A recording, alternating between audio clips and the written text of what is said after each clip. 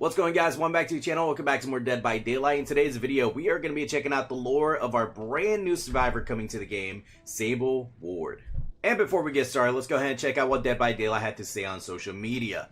Racked with guilt over the disappearance of her best friend Michaela, Sable was among the few survivors to willingly step into the fog, learn more about her, which is exactly what we're about to do. So let's go ahead and get started. Alright, here we go, boys and girls. Oh, and by the way, I will leave a link down in the description below in case you guys want to check out the lore yourself.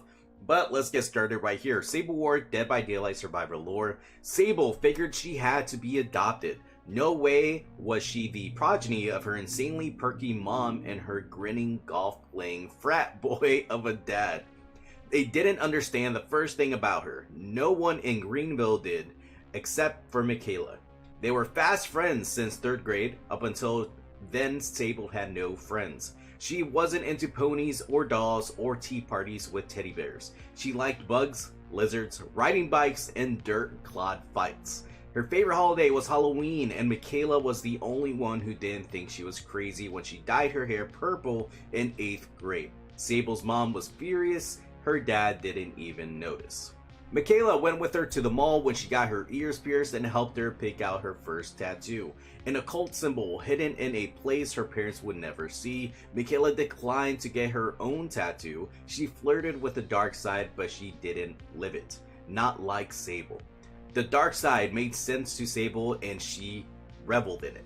Partly because it freaked out her parents and teachers, partly because it felt like who she was. Some called her a goth because of the way she presented herself, but she wasn't into labels. She loved horror movies and found the occult exciting. It made sense to her. She knew that the shiny suburban world of her mom and dad had a dark underbelly. They were afraid to confront their fear, so they pretended everything was perfect and that they would live forever. But Sable knew better. Death stalked us all, and no one was getting out alive. Michaela got Sable a job at Moonstone, probably the only place in town that would have hired her. She took classes at the local college and produced a guerrilla radio show on the shortwave in her attic. All Things Wicked this night was about the world's dark underbelly, the occult, urban legends, horror, and often there were heated discussions with Michaela about the horror movies they'd catch at the only theater in Greenville. Michaela liked her horror with a little comedy, but Sable liked it meaner, scarier, bloodier. She relished the gore, enjoyed the terror, liked to feel the adrenaline rush, and their debates were entertaining to say the least. When searching for inspiration for her show, Sable would take walks in the cemetery with all the statues and headstones of early settlers who had founded the town as a sanctuary for those escaping persecution. She often talked about that history in her show, and she informed a theory that the uncanny sightings of disappearances were somehow linked to the town's history. One caller suggested the town was built on top of a fracture. The caller went on to describe a fracture as an overlap between worlds. Another caller said these fractures were created by an ancient cult devoted to forgotten demons. Another caller defined fractures as a cosmic buffet for an elder god that fed on pain, fear, and misery. And one caller even argued that it wasn't a fracture, but the unknown, a mysterious creature that consumed anyone who dared to imagine it. All the theories made for fun and inspiring debates, and she loved nothing more than to discuss real-life horror until the horror became personal. One evening, Sable had challenged Michaela to tell a real horror story at Moonstone's annual Halloween festival. Scare the crap out of people, stop dancing around the horror and embrace it. Tell a story about the unknown, make them imagine it, make them believe the unknown will show up on stage. Nothing terrifies an audience more than a show that could potentially kill them.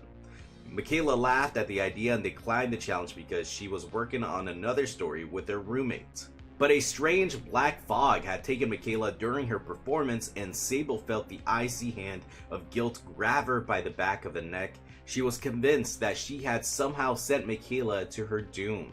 Did the unknown take her? Did she try to define the unknown? What about her roommate?